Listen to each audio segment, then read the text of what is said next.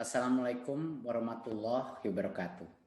Salam sejahtera bagi kita semua. Om Swastiastu, Namo Buddhaya, salam kebajikan. Yang saya hormati Bapak Ibu yang hadir pada acara virtual hari ini.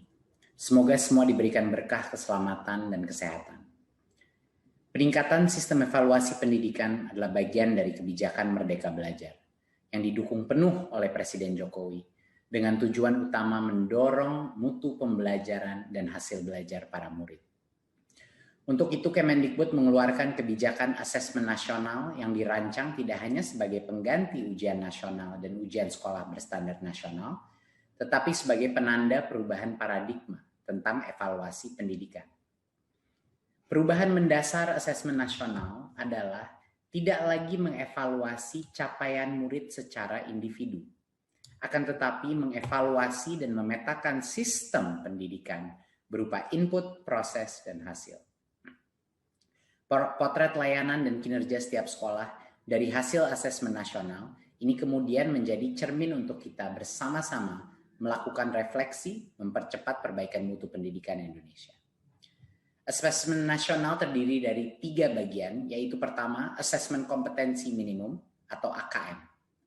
Kedua yaitu survei karakter, dan yang ketiga adalah survei lingkungan belajar. Asesmen kompetensi minimum atau AKM dirancang untuk mengukur capaian murid dari hasil belajar kognitif yaitu literasi dan numerasi. Kedua aspek kompetensi minimum ini menjadi syarat bagi murid untuk berkontribusi di dalam masyarakat, terlepas dari bidang kerja dan karir yang ingin mereka tekuni di masa depan. Fokus kepada kemampuan literasi dan numerasi tidak kemudian mengecilkan arti penting mata pelajaran, karena justru membantu murid mempelajari bidang ilmu lain, terutama untuk berpikir dan mencerna informasi dalam bentuk tertulis dan dalam bentuk angka atau secara kuantitatif. Jadinya kemampuan literasi dan numerasi adalah kemampuan yang akan berdampak kepada semua mata pelajaran yang diajarkan dan dipelajari oleh murid-murid kita. Bagian kedua adalah dari asesmen nasional adalah survei karakter yang dirancang untuk mengukur pencapaian murid dari hasil belajar sosial emosional berupa pilar karakter untuk mencetak profil pelajar Pancasila. Dengan 6 indikator utama yaitu beriman dan bertakwa kepada Tuhan Yang Maha Esa serta berakhlak mulia. Kedua, kebinekaan global. Ketiga, kemandirian. Keempat, gotong royong. Kelima, bernalar kritis, dan yang keenam, kreativitas.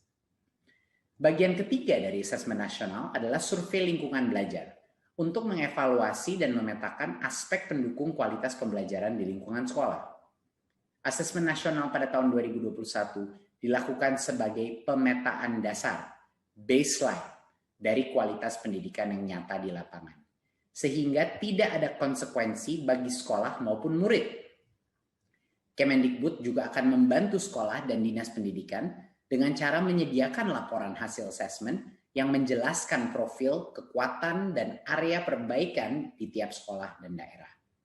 Sehingga sangat penting dipahami, terutama oleh guru kepala sekolah, murid, dan orang tua, bahwa asesmen nasional untuk 2021 tidak memerlukan persiapan-persiapan khusus maupun tambahan yang justru akan menjadi beban psikologis tersendiri. Tidak usah cemas, tidak perlu bimbel khusus untuk asesmen nasional.